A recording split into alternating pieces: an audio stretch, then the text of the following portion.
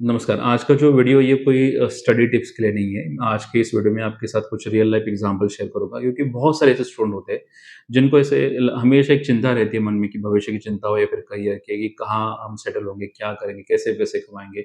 और ये second year, third year internship के सभी स्टूडेंट जो है उनके मन में ये थॉट्स चलते रहते हैं।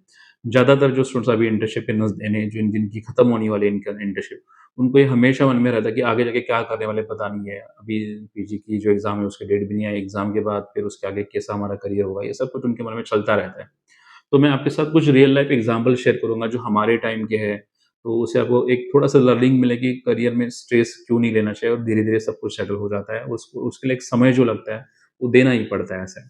तो मैं आपको पहला जो किस्सा शेयर करूँगा 2009 का बीएचयू के पेपर का है। उस टाइम पे जैसे अभी एआईपीटीई एग्ज़ाम में एक सिंगल एग्ज़ाम हो चुका है एआईपीजीटी ऑल इंडिया में वन नेशन वन एग्ज़ाम जो अभी आ चुका है सिस्टम। वैसे नहीं था, हमारे टाइम पे अलग-अलग स्टेट के अलग एग्ज़ाम होते थे, समझो महाराष्ट्र का अलग, जामनगर का अलग, यानी हर स्टेट का अलग एग्ज़ाम होता है। जामनगर, जयपुर साथ में होता है, बीएचयू अलग वगैरह, हर स्टेट का अलग एग्ज़ाम।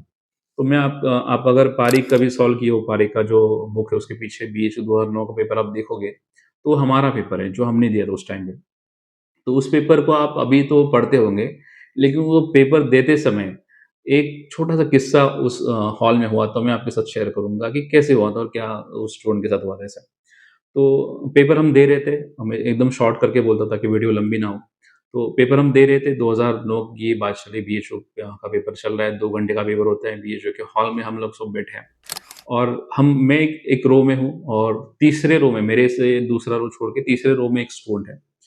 और 1 घंटे का पेपर का समय हो गया, अभी और आधा समय बाकी है, यानी 1 घंटे का अभी बाकी है पेपर, 200 क्वेश्चन, 2 आवर्स का समय था हमारे पास।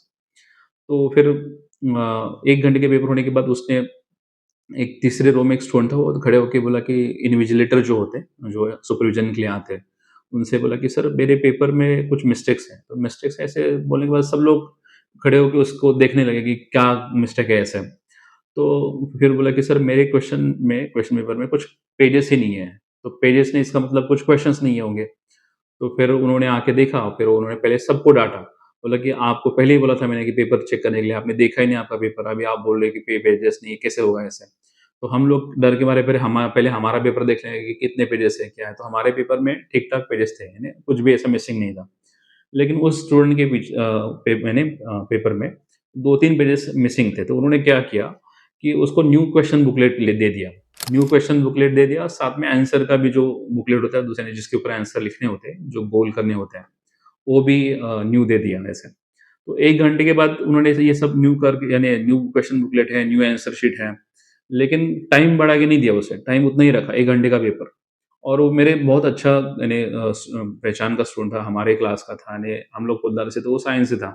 जब हम पढ़ते थे तो कॉम्पिटिशन में पोद्दार साइंस के स्टूडेंट होते थे, उस टाइम पे वो साइंस का ही स्टूडेंट था। उसका आगे नाम वगैरह सब कुछ मैं बोलूँगा कि क्या है ऐसे। तो फिर 1 घंटे के बाद उसका पेपर उसने जितना होगा उतना सॉल्व करके दे दिया, उसको भी स्ट्रेस आया होगा।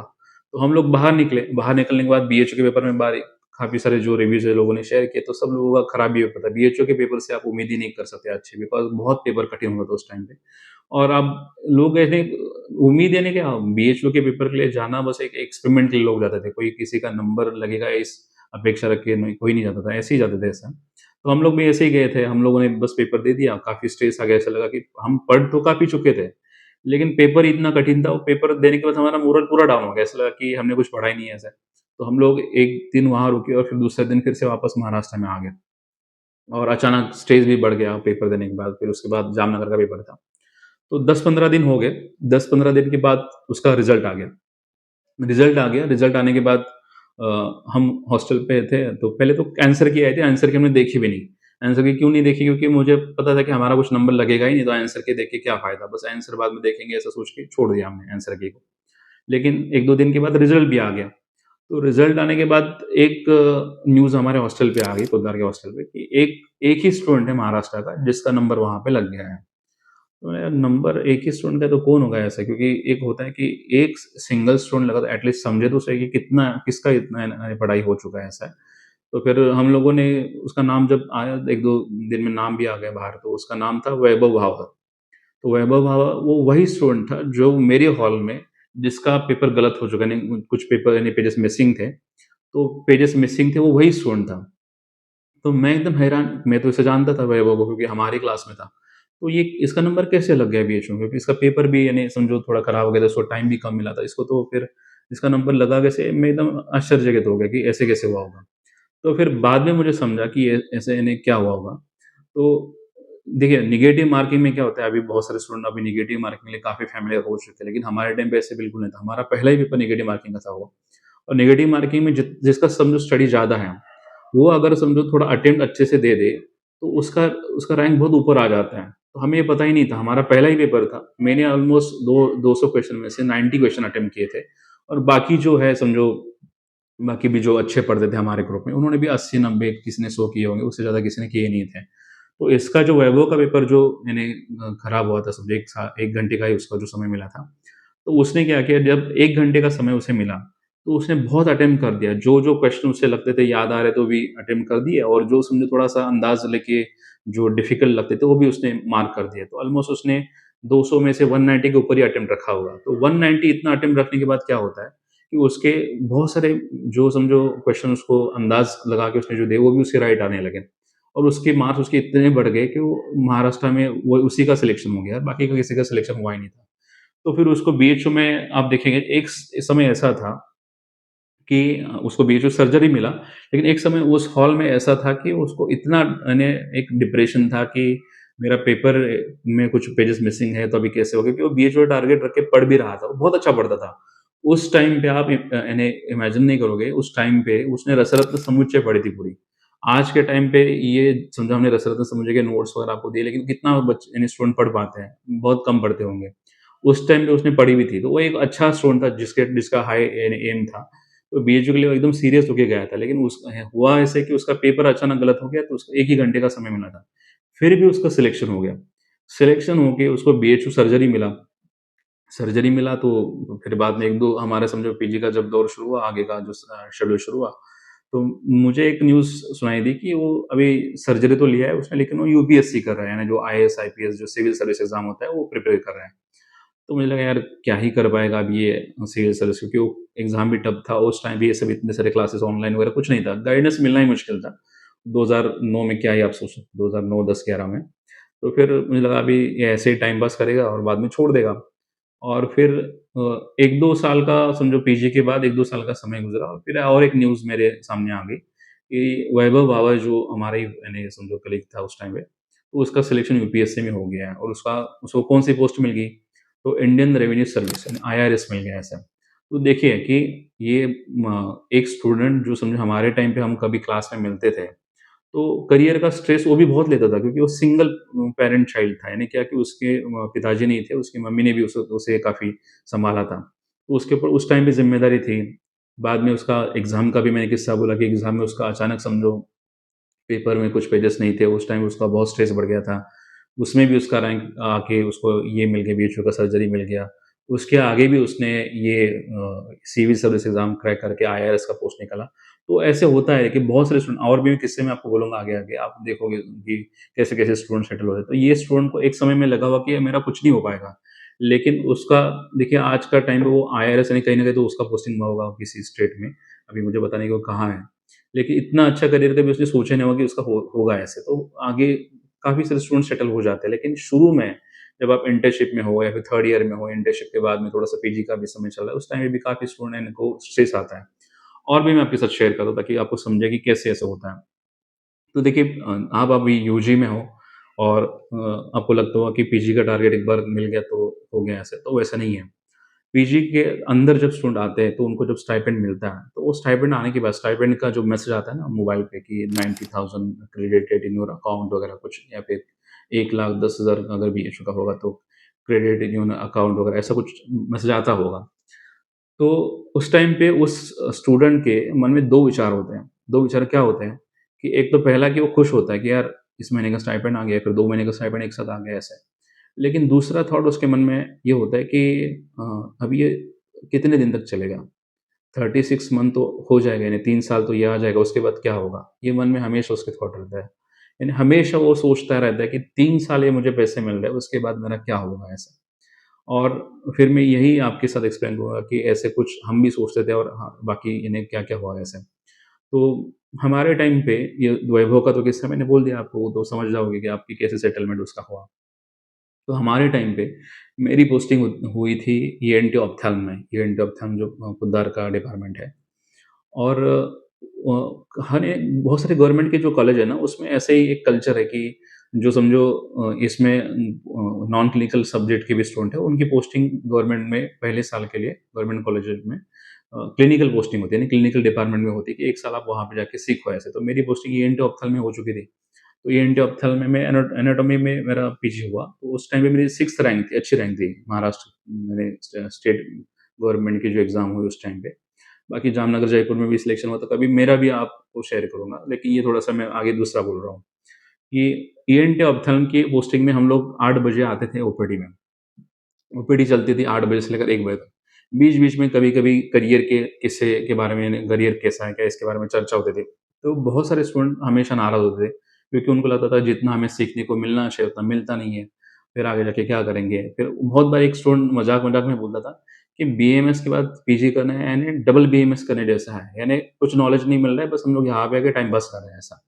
या फिर उसे और भी ऐसे लोग बोलते थे कि जो सर जिनकी ओपीडी थी, उनको बोलते थे, "सर, आपको एक बात बोलूँ क्या कि बीएमएस बंद कर देना चाहिए। बीएमएस भी और वो पीजी भी बंद कर देना चाहिए।" ऐसे बोलते थे, यानी बहुत फ्रस्ट्रेटिंग। और वो सब सुन के ना हम लोग को अंदर से और डर लगता था। हम लोग को लगता था कि क्या होगा हमारा, और इन्हें बाकी लोगों का भी वो सब देख के चर्चा ऐसे। तो जो लोग ऐसे बोलते थे ना कि बीएमएस बंद करना चाहिए, पीजी बंद करना चाहिए, मैं आज उनकी हालत बोलता हूँ कि क्या एक्चुअली वो क्या कर रहे हैं। वो मज़ाक-मज़ाक में बोलते थे, ऐसा नहीं कि वो बहुत फ्रस्ट्रेट है ऐसा, वो काम तो करते थे, अच्छे से ही करते थे, लेकिन बोलने के लिए बोल देते थे कि यार कुछ नहीं है, रखा है ऐसा वगैरह। तो वो लोग जितना कॉलेज में मिला उतना सीख लिया उन्होंने, क्योंकि हर कॉलेज के देखिए लिमिटेशन होता है। मैं किसी कॉलेज को कुछ नहीं बोलूँगा, क्योंकि इस ऊपर से गवर्नमेंट का जितना सपोर्ट है उतने ही कॉलेज चला पाएँगे, उससे ज़्यादा कर नहीं पाते। तो बहुत सारे जितने भी कॉलेज आज है ना, महाराष्ट्र हो फिर बाकी भी स्टेट में हो, उसमें आपको एक अच्छा प्लेटफ़ॉर्म मिल सकता है। लेकिन पूरा परफेक्शन जो है सब्जेक्ट का, वो कभी नहीं मिलेगा, आपको आगे जाके कुछ ना कुछ तो मेहनत लेनी ही पड़ेगी। तो ये जो ऑप्थेल्म के जो 2 स्टूडेंट उस टाइम पे थे, वो मेरे सीनियर ही थे, ऐसा नहीं कि मेरे बैचमेट थे। तो उन्होंने जितना सीखा खुद से, उसके बाद वो लोग आगे निकले, और जो रोटरी क्लब वगैरह जो एक होते हैं जिसमें ऑप्थेल्म के कुछ कैंप वगैरह लगते हैं, वहाँ पे जाके उन्होंने और सीखा, 1-2 साल सीखा। मुझे उस टाइम पे लगता था कि यार क्योंकि क्या है ना, ईएनटी ऑप्थेल्म की सीट किसी को ना ऐसे पसंद नहीं आती, ऐसे ही मिल जाती तो लेनी पड़ती है। तो उन्होंने भी ऐसे ही ली थी कि अभी ईएनटी ऑप्थेल्म का कुछ इंटरेस्ट तो नहीं, लेकिन दूसरा कोई ऑप्शन है इसलिए ले लिया। फिर लेने के बाद उन्होंने मेहनत करी, उसके बाद 1-2 साल और कहीं पे काम किया। अभी आप बिलीव नहीं करोगे, 10-15 साल का समय तो निकल गया ऑलमोस्ट काफ़ी सारा। तो बीच में कभी मेरी बात हुई थी 1-2 लोगों से, जिन जो हाँ, ओपीडी में ऐसे बोलते थे कि बीएमएस बंद करना चाहिए, पीजी बंद करना चाहिए। आज उनके दोनों भी जो स्टूडेंट की मैं बात कर रहा हूँ, नाम नहीं बोलूँगा नहीं तो फिर थोड़ा-सा वो अलग हो जाता है। तो वो दोनों की इनकम आप देखोगे ना, मंथली इनकम यानी 7 फिगर में आती है।